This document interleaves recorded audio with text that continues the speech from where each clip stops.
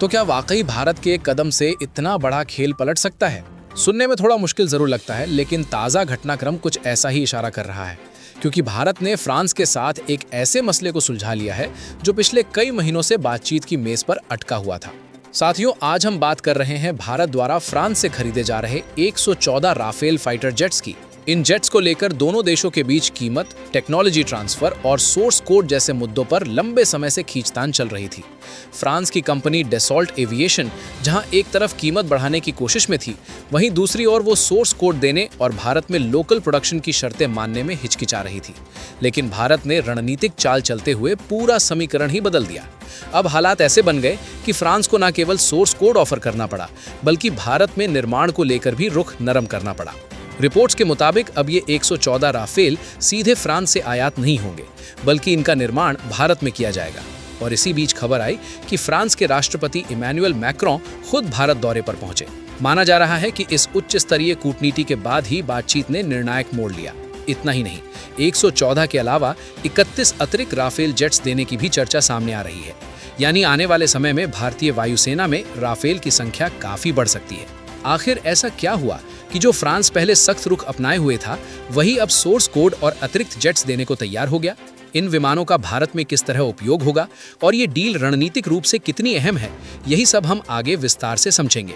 लेकिन उससे पहले आप इस वीडियो को लाइक जरूर करें और चैनल को सब्सक्राइब करना ना भूलें, क्योंकि आपका एक क्लिक हमें आगे बढ़ने की ताकत देता है। दरअसल पिछले कुछ वर्षों में भारत ने जिस तेजी से अपनी रक्षा क्षमताओं को मजबूत किया है, उसने वैश्विक स्तर पर एक अलग पहचान बनाई है।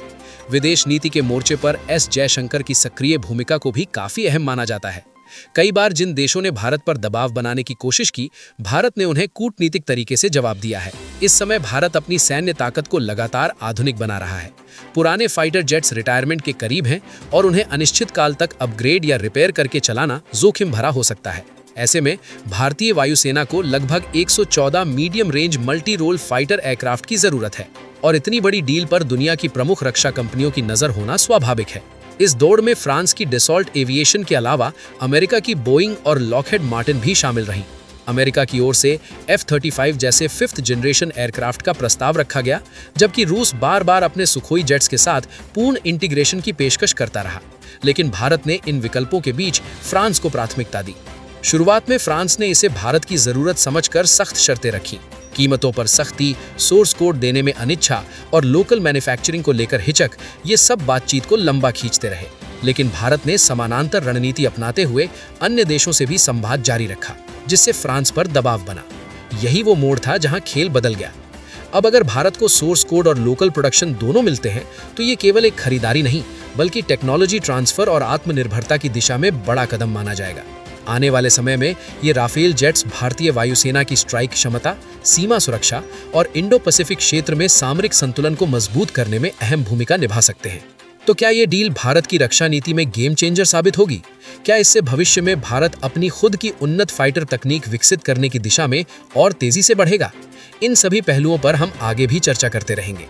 ज्यादा कीमत वसूलने की कोशिश जरूर की गई, लेकिन आखिरकार करीब $40 बिलियन के आसपास इस डील को मंजूरी मिल गई। हालांकि भारत ने पहले ही साफ कर दिया था कि इस बार शर्तें पेरिस की नहीं, नई दिल्ली की चलेंगी, क्योंकि यहाँ बात किसी छोटी खरीद की नहीं, बल्कि सीधे 114 फाइटर जेट्स की हो रही है।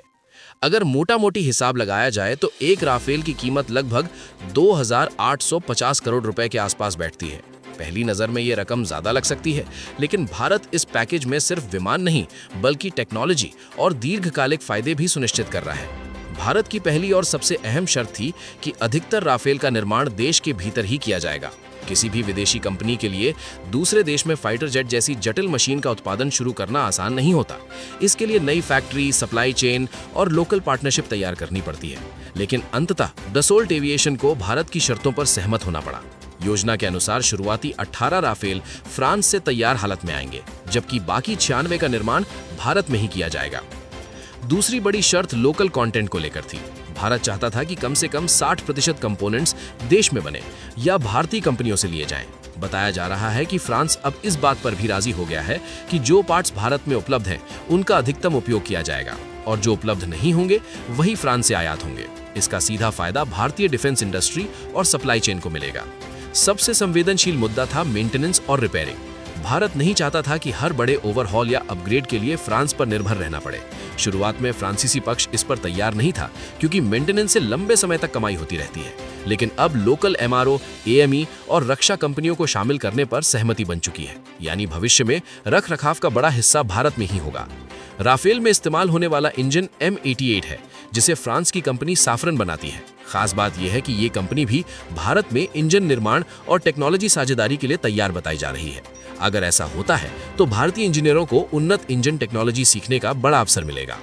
सबसे बड़ी चर्चा सोर्स कोड और इलेक्ट्रॉनिक सिस्टम को लेकर है। खबरों के अनुसार स्पेक्ट्रा और अन्य इलेक्ट्रॉनिक सिस्टम से जुड़ी अहम जानकारी भारत को देने पर सहमति बनी है।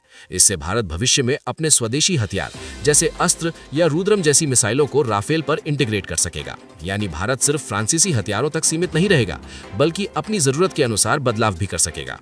अब सवाल उठता है कि डिलीवरी कब से शुरू होगी। 114 राफेल को लेकर बड़ी मंजूरी मिल चुकी है, लेकिन अंतिम कॉन्ट्रैक्ट साइन होना बाकी है। अगर इसी साल समझौते पर हस्ताक्षर होते हैं तो पहला विमान 2028-29 के आसपास भारतीय वायुसेना को मिल सकता है और पूरा बेड़ा 2032-33 तक शामिल हो सकता है। वहीं 31 अतिरिक्त राफेल की चर्चा भारतीय नौसेना के लिए राफेल M वर्जन को लेकर है, जो एयरक्राफ्ट कैरियर पर तैनात किए जा सकते हैं। हालांकि इस पर अभी आधिकारिक पुष्टि नहीं हुई है। यानी 114 राफेल वायुसेना के लिए आगे बढ़ रहे हैं और 31 मरीन वर्जन पर बातचीत जारी है। अब आप बताइए, इतनी शर्तें मानने के बाद क्या तुरंत कॉन्ट्रैक्ट साइन कर लेना चाहिए या फिर अभी भी भारत को कुछ और रणनीतिक लाभ सुनिश्चित करने चाहिए? अपनी राय कमेंट में जरूर साझा करें। वीडियो को लाइक और शेयर करें ताकि और लोग भी इस अहम रक्षा डील की जानकारी समझ सकें। ऐसे ही विश्लेषणात्मक वीडियो के लिए चैनल को सब्सक्राइब करें और बेल आइकन को ऑल पर जरूर सेट करें। जय श्री राम।